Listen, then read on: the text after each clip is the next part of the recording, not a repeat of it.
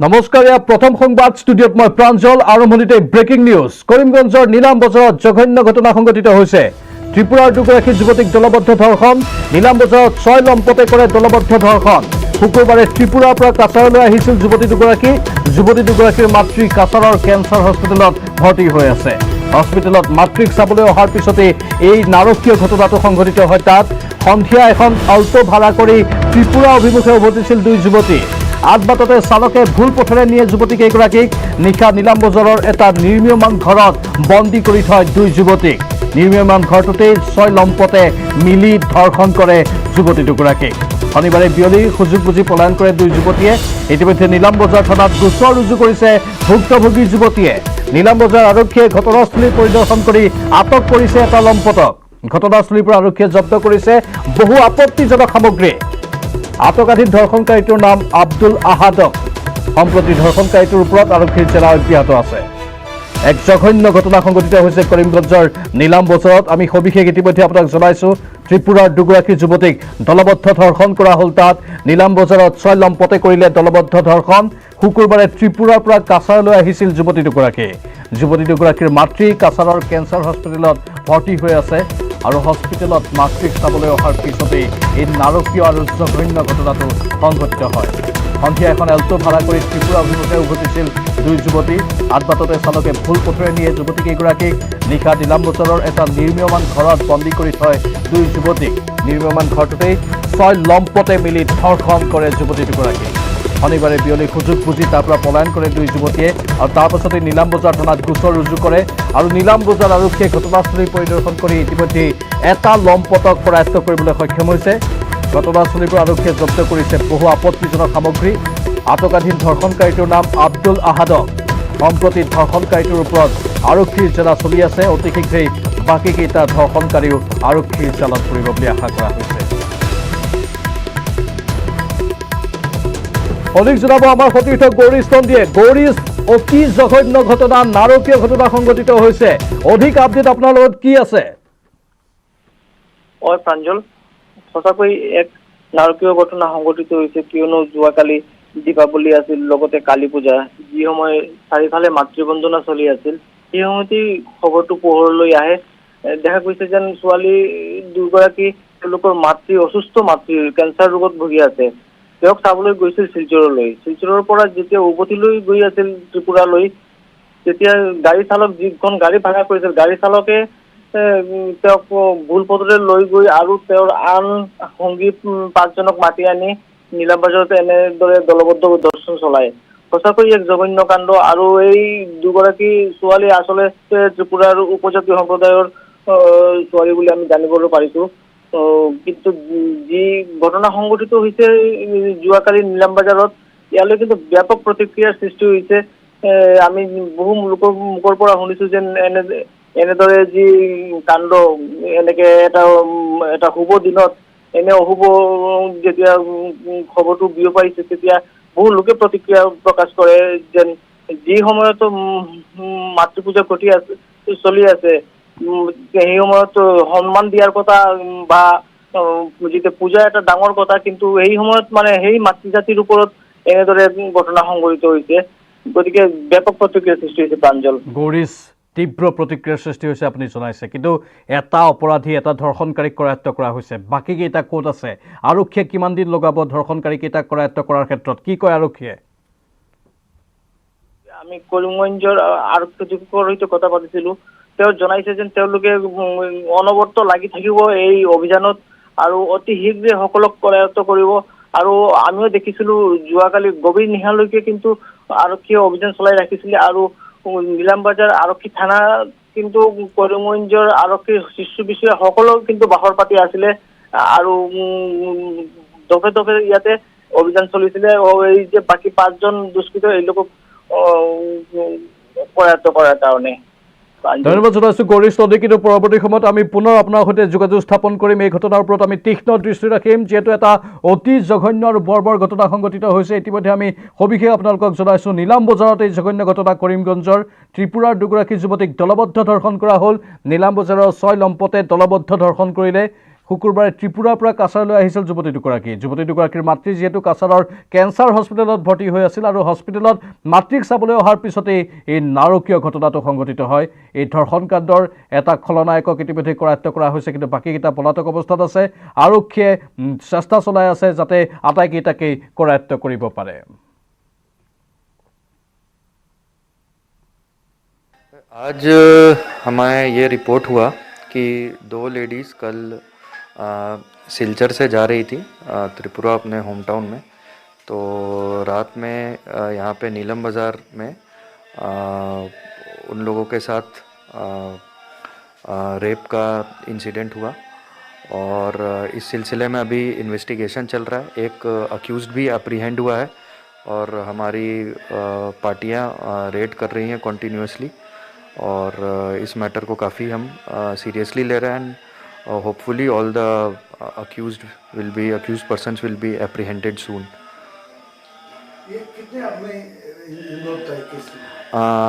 As of अभी तक जो हमारे पास इंफॉर्मेशन है उसमें 5 या 6 लोगों के होने का खबर है, बट अभी भी ये कंफर्म कर रहे हैं हम लोग। इंक्वायरी चल रहा है, इन्वेस्टिगेशन चल रहा है, कौन थे, कितने लोग थे, कहाँ थे, ये सब it's still a matter of investigation. One of the main accused has been arrested, तो उसके थ्रू ये लिंक्स निकलते जाएंगे and then I am hopeful कि will apprehend the accused person सून।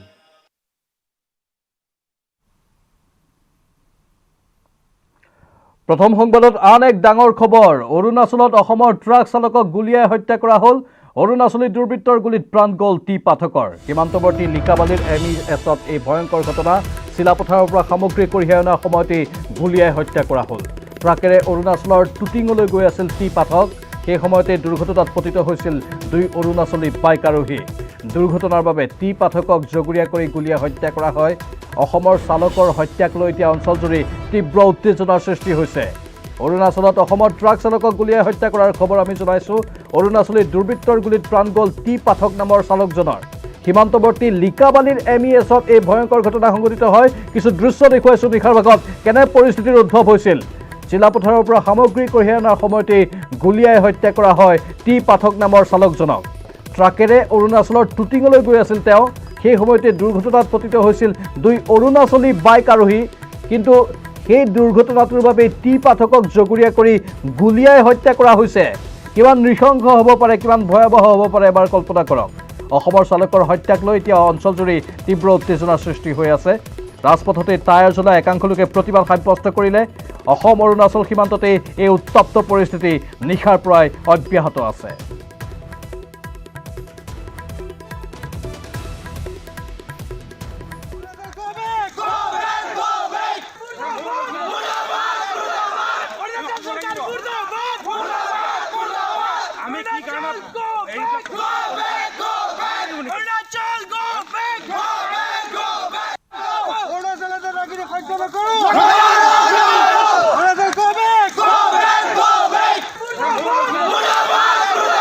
অৰুণাচলত অসমৰ ট্ৰাক চালকক গুলীয়াই হত্যা কৰাৰ খবৰ ইতিমধ্যে আমি জনাইছোঁ। সবিশেষ তথ্য আপোনালোকক দিব আমাৰ সতীৰ্থ হয়। অৰুণাচলী দুৰ্বৃত্তৰ গুলীত প্ৰাণ গৈছে টি পাঠক নামৰ অসমৰ চালকজনৰ। সীমান্তৱৰ্তী লিকাবালিৰ MESত এই ভয়ংকৰ ঘটনা সংঘটিত হয়। চিলাপথাৰৰ পৰা সামগ্ৰী কঢ়িয়াই অনাৰ সময়তে গুলীয়াই হত্যা কৰা হয়। ট্ৰাকেৰে অৰুণাচলৰ টুটিঙলৈ গৈ আছিল টি পাঠক নামৰ চালকজন। ল'ৰাটো চালক হয়। তাৰপিছত টিং বুলি জেগা কি মেকিং ডাউন সেই মেকিং ডাউনৰ ওচৰত তাক মানে ফুটা নাই পুছা নাই, ডাইৰেক্টলি আহিছে। চাৰিজনমান ল'ৰা আহিছিলে, আহি কিনে ডাইৰেক্ট ফুটা নাই পুছা নাই, ডাইৰেক্ট দাদাগিৰি কৰিছিলে। প্ৰথমতে মাৰপিট কৰিছিলে। তাৰপিছত ড্ৰাইভাৰজনে কৈছে মোৰ ক্লাছিক কেলে মাৰিছে।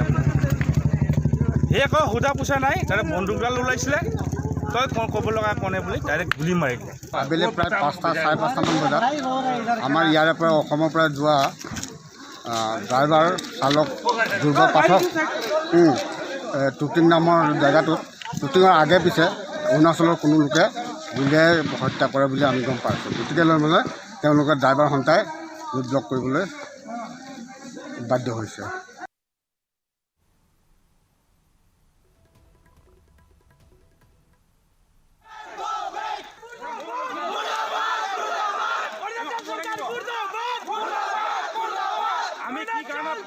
আমি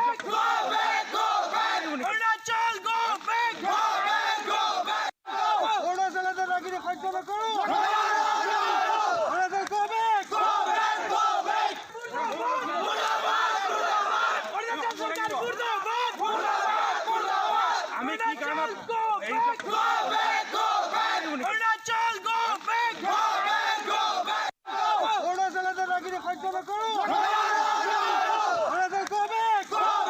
আচলত অসমৰ ট্ৰাক চালকক গুলীয়াই হত্যা কৰাৰ খবৰ আমি জনাইছোঁ। অৰুণাচলীত দুৰ্বৃত্তৰ গুলীত প্ৰাণ গ'ল টি পাঠক নামৰ অসমৰ চালকজনৰ। সীমান্তৱৰ্তী লিকাবালিৰ MESত এই ভয়ংকৰ ঘটনা সংঘটিত হয়। চিলাপথাৰৰ পৰা সামগ্ৰী কঢ়িয়াই অনাৰ সময়তেই গুলীয়াই হত্যা কৰা হ'ল অসমৰ চালকক। ট্ৰাকেৰে অৰুণাচলৰ টুটিঙলৈ গৈ আছিল টি পাঠক নামৰ চালকজন আৰু সেই সময়তে দুৰ্ঘটনাত পতিত হৈছিল 2 অৰুণাচলী বাইক আৰোহী আৰু এটা মাত্ৰ দুৰ্ঘটনাৰ বাবেই পিষ্টল উলিয়াই হত্যা কৰিলে অসমৰ এই চালকজনক।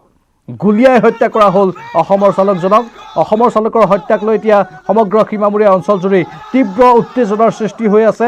নিশাৰ ভাগতে বহু লোক ওলাই আহিল আৰু তেওঁলোকে এনেধৰণে টায়াৰ জ্বলাই প্ৰতিবাদ সাব্যস্ত কৰিলে। দোষীক কৰায়ত্ব কৰাৰ দাবী উত্থাপন কৰা হৈছে। আৰক্ষীয়ে কৈছে যে তেওঁলোকে তদন্ত আগবঢ়াই আছে আৰু অতি শীঘ্ৰে দোষী জালত পৰিব। কিন্তু যেতিয়ালৈকে দোষী জালত নপৰে তেতিয়ালৈকে অসমৰ এই চালকসকল শান্ত নহয় বুলি হুংকাৰ দিছে। অধিক জনাব আমাৰ সতীৰ্থ মন বিকাশ বুঢ়াগোহাঁয়ে। মন বিকাশ, কিমান ভয়াৱহ হ'ব পাৰে? এটা দুৰ্ঘটনাৰ বাবে হাতত থকা পিষ্টল লৈ গুলীয়াই হত্যা কৰিলে অসমৰ এগৰাকী চালকক।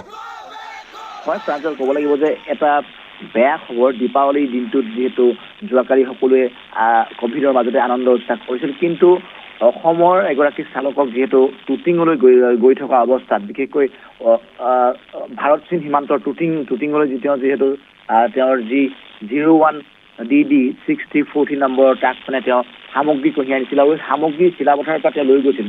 প্ৰায় যিহেতু 3টা দিনৰ বাট টুটিঙলৈ, সেই 3টা দিনৰ বাটত তেওঁ গুচি গৈছিল আৰু তাৰপিছত টুটিঙৰ সমীপৱৰ্তী এটা অঞ্চলত যিহেতু দুজনীয়া এটা বাইকৰ দল আহিছিল আৰু এখন চাইকেলত অহা সেই তেওঁলোক দুই যুৱকে যিহেতু দুৰ্ঘটনাত পতিত হৈছিল আৰু এই দুৰ্ঘটনাত পতিত হোৱাৰ কাৰণ আচলতে তেওঁক জগৰীয়া কৰিছিল এই চালকগৰাকী। তেওঁৰ চালকগৰাকী ট্ৰাকখনতে তেওঁক যিহেতু বাটত আগভেটি তেওঁক আচলতে অতি নৃশংসভাৱে তেওঁক গুলীয়াই হত্যা কৰা হ'ল আৰু তাৰ পৰৱৰ্তী সময়ত বিয়লি ভাগলৈ যিহেতু এই ঘটনা সংঘটিত হৈছিল, সন্ধিয়া এই খবৰ আহি পোৱাৰ পিছত লিকাবালিৰ অসম অৰুণাচল সীমান্তৱৰ্তী যি MES অঞ্চল আছে, MES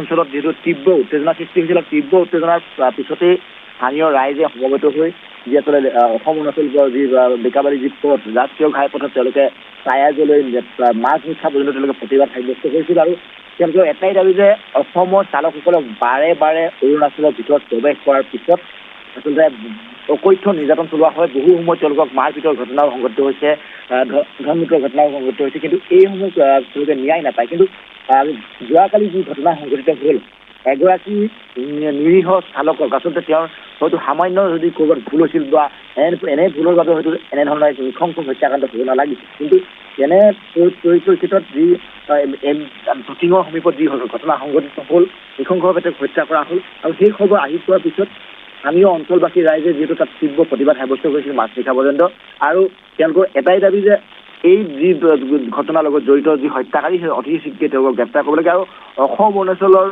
সীমান্তৱৰ্তী যিসমূহ অঞ্চললৈ চালকসকলে যিহেতু যায়, সেই চালকসকলৰ বা গাড়ীসমূহ যিহেতু নিৰাপত্তা দিয়াত ব্যৰ্থ হৈছে অৰুণাচল আৰক্ষী আৰু যাৰ বাবে বাৰে বাৰে এনেধৰণৰ দুৰ্ঘটনা সংঘটিত হৈছে। কভিডৰ মাজতো তেওঁলোকে যিহেতু বিভিন্ন সা সামগ্ৰী যোগান ধৰিবলৈ চালকসকল গৈছিল আৰু সেই সময়ত কিন্তু অসমৰ চালকসকলক বা অন্যান্য বহিৰাজ্যৰ পৰা অহা চালকসকলক অতি আচলতে বেয়া আচৰণ তেওঁলোকক শাৰীৰিক বা অন্যান্যভাৱে মানসিক নিৰ্যাতন কৰা হৈছিল। কিন্তু এই তাৰপিছতো কিন্তু তেওঁলোকে সামগ্ৰী কঢ়িয়াই লৈ গৈছিল। কিন্তু যোৱাকালি যি ঘটনা টুটিঙত সংঘটিত হ'ল, যিহেতু ধেমাজি চিলাপথাৰৰ পৰা প্ৰায় কেইবাশ কিলোমিটাৰ দূৰত্বত যি টুটিং ভাৰত চীন সীমান্তৰ টুটিঙলৈ তেওঁলোকে যিটো সামগ্ৰী কঢ়িয়াই আনিছিল, অতি বিপদসংকুলভাৱে যিহেতু সেই পথে অহা যোৱা কৰিবলগীয়া হয়, তাৰ মাজতে তেওঁলোকে জীৱনকো যি মৰণকো শৰণ দি তেওঁলোকে এই ধৰণে যে অহা যোৱা কৰি আছিল, কিন্তু তাৰপিছত যে এনেধৰণে এতিয়া নৃশংস হত্যাকাণ্ডৰ বলি হ'ব লগা হ'ল এই টি পাঠক নামৰ যুৱকজন আৰু যাৰ পৰিপ্ৰেক্ষিতত এতিয়া সমগ্ৰ MES অঞ্চলত তীব্ৰ উত্তেজনাৰ সৃষ্টি হৈছে আৰু যোৱা মাজনিশা পৰ্যন্ত ধেমাজি জিলা প্ৰশাসনৰ আৰক্ষী প্ৰশাসনৰ শীৰ্ষ বিষয়াই উপস্থিত হৈ আচলতে পৰিস্থিতি নিয়ন্ত্ৰণৰ বাবে চেষ্টা কৰিছে তেওঁলোকৰ পৰিয়ালৰ এটাই দাবী বা অন্য চালক সন্থাই এটা দাবী কৰিছে যে বাৰে বাৰে এনেধৰণৰ দুৰ্ঘটনা সংঘটিত হৈ আহিছে, কিন্তু দোষীক বিচাৰি পোৱা নাযায় বা প্ৰকৃত ন্যায় তেওঁলোকে পাবলৈ সক্ষম নহয়। এইবাৰ যাতে কোনো কাৰণতে এই জি পাঠকৰ হত্যাকাৰী হাৰি যাব নোৱাৰে তাৰ নিশ্চিত দাবী কৰিছে, আৰু অসম আৰক্ষীক সেই আচলতে হত্যাকাৰীক গতাই দিবলৈ তেওঁলোকে দাবী জনাইছে। প্ৰাঞ্জল, ধন্যবাদ মন বিকাশ এইখিনি তথ্যৰ বাবে।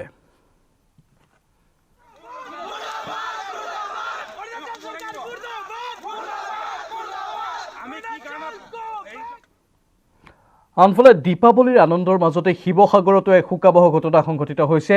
জুইত জাহ গ'ল এজন প্ৰতিভাৱান ছাত্ৰ। ছাত্ৰজনৰ নাম প্ৰাণদীপ গগৈ। বেতবাৰী বালিবাট চাৰিআলিত জ্বলিল এখন সমবায় দোকান। দেৱালীৰ চাকি জ্বলাওঁতে ঘটিল এই অঘটন। দোকানখনত বিক্ৰী কৰি আহিছিল পেট্ৰলজাত সামগ্ৰী। জুই নুমুৱাবলৈ দোকানত প্ৰৱেশ কৰিছিল প্ৰাণদীপ, আৰু জুইৰ প্ৰকোপ দেখি দোকানৰ বাথৰুমত প্ৰৱেশ কৰিছিল প্ৰাণদীপে। দোকানৰ লগতে বাথৰুমো জুইয়ে আৱৰি ধৰে, আৰু স্থানীয় লোকে পাছত অৱশ্যে জুই নিৰ্বাপন কৰিবলৈ সক্ষম হয়, কিন্তু বাথৰুমত মৃত অৱস্থাতে উদ্ধাৰ হয় প্ৰাণদীপ গগৈ। প্ৰাণদীপ ডিমৌ ITIৰ ছাত্ৰ আছিল। এই ঘটনাটোত আহত হৈছে এজন গ্ৰাহকো। গ্ৰাহকজন ধন গগৈ বুলি চিনাক্ত হৈছে। ধন গগৈৰ অৱস্থা সংকটজনক। উন্নত চিকিৎসাৰ বাবে ধন গগৈক ডিব্ৰুগড়লৈ প্ৰেৰণ কৰা হৈছে। পেট্ৰলজাত সামগ্ৰীৰ পৰাই জুইৰ সূত্ৰপাত হোৱাৰ সন্দেহ কৰিছে ৰাইজে। জুইত ভস্মীভূত হৈছে কেইবা লাখ টকাৰ সামগ্ৰী। এক শোকাবহ আৰু ভয়াৱহ ঘটনা। দীপাৱলীৰ আনন্দৰ মাজতেই শিৱসাগৰত এই ঘটনা সংঘটিত হৈছে। জুইত জাহ গ'ল এজন প্ৰতিভাৱান ছাত্ৰ। ছাত্ৰজনৰ নাম প্ৰাণদীপ গগৈ। বেতবাৰী বালিবাট চাৰিআলিত এখন সমবায় দোকানত হঠাৎ অগ্নিকাণ্ড সংঘটিত হৈছিল। দেৱালীৰ চাকি জ্বলাওঁতে এই অঘটন তাত সংঘটিত হৈছিল। দোকানখনত বিক্ৰী কৰি আহিছিল পেট্ৰলজাত সামগ্ৰী।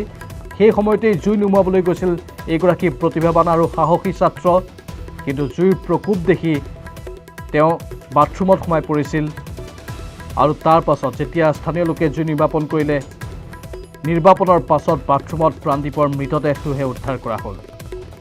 অত্যন্ত দুৰ্ভাগ্যজনক এক ঘটনা, আৰু তাৰ পাছতে এতিয়া সকলোৰে মাজত এক শোকাকুল অৱস্থাৰ সৃষ্টি হৈছে। ইফালে এই ঘটনাটোতে আন এজন লোক আহত হৈছে। তেওঁৰ নাম ধন গগৈ। তেওঁৰ অৱস্থা সংকটজনক। উন্নত চিকিৎসাৰ বাবে তেওঁক ডিব্ৰুগড়লৈ প্ৰেৰণ কৰা হৈছে।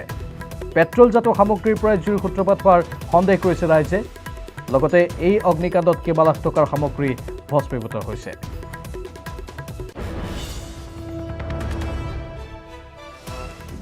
কালী পূজা বা দেৱালী বুলিতো আজিতো ধৰক মানে কি কয় উলহ মালহ মানুহ হৈছে, চাকি তাকি জ্বলাইছে।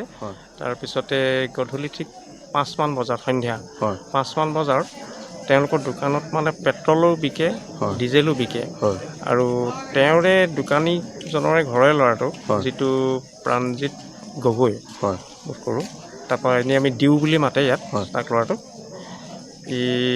সি মানে পেট্ৰল উলিয়াইছিলে, কিন্তু ককায়েকে কৈছিলে যে চাকি তাকি জ্বলি আছে, তহঁতে পেট্ৰল নুলিয়াবি। কিন্তু তাৰ লগত আকৌ আৰু এটা ল'ৰা আছিলে, সি হ'ল ধ্ৰুৱজ্যোতি গগৈ, তাৰ একে সমবয়সৰ ঘৰৰ ওচৰা ওচৰি, আৰু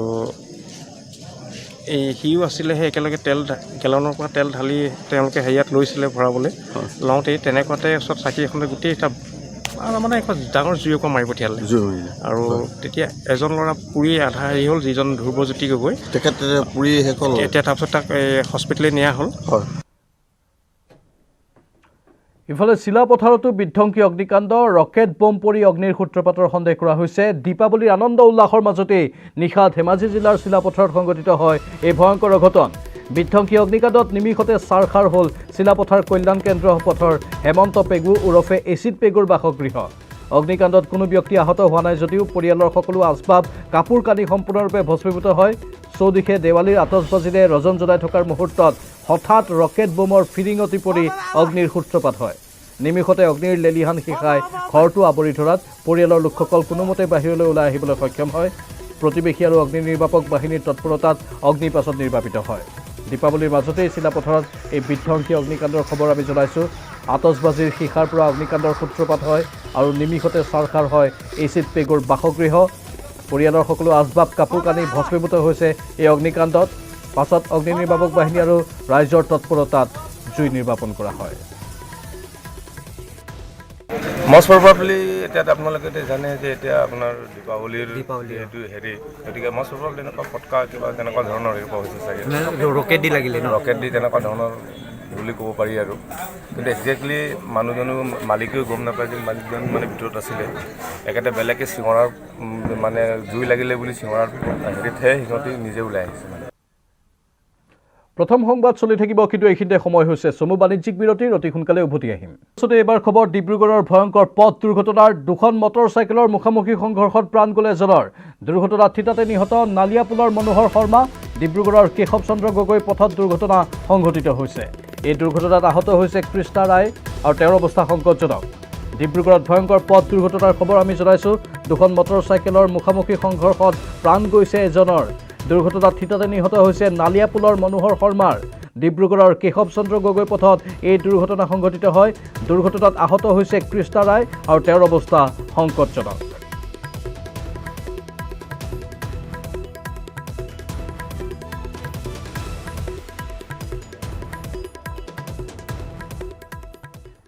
এবাৰ লংকাত কালী পূজা উপলক্ষে চলিছে মুকলি যোৱা লংকাৰ ভিন্ন স্থানত নিশা চলিল ঝাণ্ডি মুণ্ডা খেল লংকা ৰেলৱে ষ্টেচন প্ৰাংগণ হংকং মাৰ্কেট টেঙাবস্তিত এই যোৱা খেল চলিল লংকা আৰক্ষীৰ ভূমিকাক লৈ ৰাইজে তীব্ৰ প্ৰতিক্ৰিয়া প্ৰকাশ কৰিছে লংকাৰ খবৰ কালী পূজা উপলক্ষে তাত মুকলি যোৱাৰ খেল চলিছে লংকাৰ ভিন্ন স্থানত নিশা চলিল ঝাণ্ডি মুণ্ডা খেল লংকাৰ ৰেলৱে ষ্টেচন প্ৰাংগণ হংকং মাৰ্কেট টেঙাবস্তিত চলিল যোৱা খেল লংকা আৰক্ষীৰ ভূমিকাক লৈ ৰাইজে তীব্ৰ প্ৰতিক্ৰিয়া প্ৰকাশ কৰিছে আৰক্ষীয়ে এই যোৱা খেলসমূহ কিয় উৎখাত কৰা নাই তাক লৈ প্ৰশ্ন উত্থাপন কৰিছে ঝাণ্ডি মুণ্ডা খেল চলি আছে লংকাৰ ৰেলৱে ষ্টেচন প্ৰাংগণ হংকং মাৰ্কেট আৰু টেঙাবস্তিত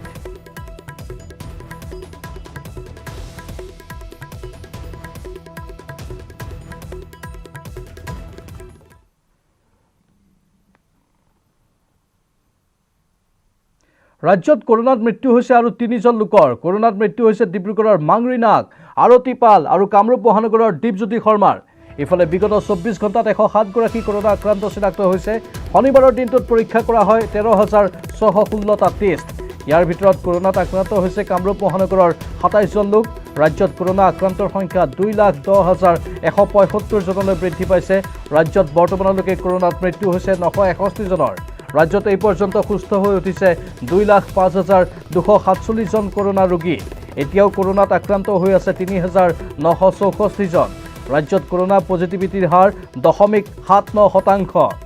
ৰাজ্যত কৰোনাত মৃত্যু হৈছে আৰু ৩জন লোকৰ আমি শেহতীয়া আপডেট জনাইছোঁ কৰোনাত মৃত্যু হৈছে ডিব্ৰুগড়ৰ মাংৰি নাগ আৰতি পাল আৰু কামৰূপ মহানগৰৰ দীপজ্যোতি শৰ্মাৰ ইফালে বিগত ২৪ ঘণ্টাত ১০৭গৰাকী কৰোনা আক্ৰান্ত চিনাক্ত হৈছে শনিবাৰৰ দিনটোত পৰীক্ষা কৰা হয় ১৩,৬১৬টা টেষ্ট ইয়াৰ ভিতৰত কৰোনাত আক্ৰান্ত হৈছে কামৰূপ মহানগৰৰ ২৭জন লোক ৰাজ্যত কৰোনা আক্ৰান্তৰ সংখ্যা ২,১০,১৭৫ জনলৈ বৃদ্ধি পাইছে আৰু ৰাজ্যত বৰ্তমানলৈকে কৰোনাত মৃত্যু হৈছে ৯৬১ জন লোকৰ ৰাজ্যত এই পৰ্যন্ত সুস্থ হৈ উঠিছে ২,০৫,২৪৭ জন কৰোনা ৰোগী এতিয়াও কৰোনাত আক্ৰান্ত হৈ আছে ৩,৯৬৪ জন ৰাজ্যত কৰোনা পজিটিভিটিৰ হাৰ 0.79%।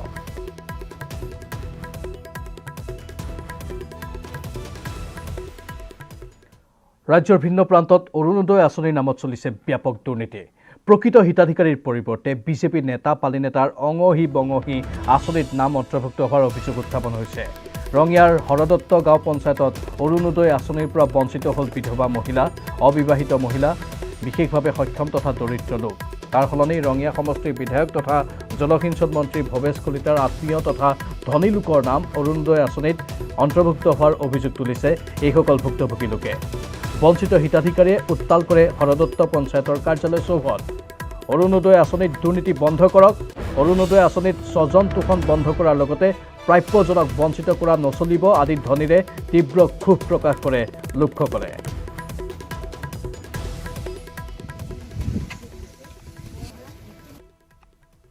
মই অন্ধ মানুহ মই অৰুণোদয় পোৱা নাই আৰু চব আমাৰ গাঁৱৰ মানুহ ধনীগিলাখানে পাইছে কিন্তু আমি পাব লাগিছিলে অন্ধ মানুহে পোৱাৰ কাৰণে নিদিছিলে সেইটো কিন্তু আমি কিয় পোৱা নাই সেইটো বুজি নাপালোঁ কিন্তু মন্ত্ৰী এইবিলাকৰ সহায়ত স্বৰূপ আছে তেখেতসকলেহে পায় ধনী মানুহ হ'লেও আমিতো নাপাওঁ এইবিলাক আপোনাৰ ধনীবিলাকৰ নাম আহিছে গতিকে আমাৰ নামটো মানে লিষ্টত নাহেই আপোনাৰ আজিলৈকেও নাই একবাৰ নিলাক একবাৰ দুইবাৰ নিলাক নাম কিন্তু কোনো ধৰণৰ নামেই অহা নাই এতিয়ালৈকে বৰ্তমান আমি গোটেইকেইটা বিধৱা মানুহ এতিয়া অৰুণোদয় আঁচনিও পোৱা নাই আৰু বিধৱা পেঞ্চনটোও পোৱা নাই ফৰ্মটো নিয়াতো কিন্তু নাম বাতৰিত আৰু বহু গুৰুত্বপূৰ্ণ খবৰ জনাবলৈ এতিয়াও বাকী আছে, কিন্তু তাৰ পূৰ্বে সময় হৈছে চমু বাণিজ্যিক বিৰতিৰ।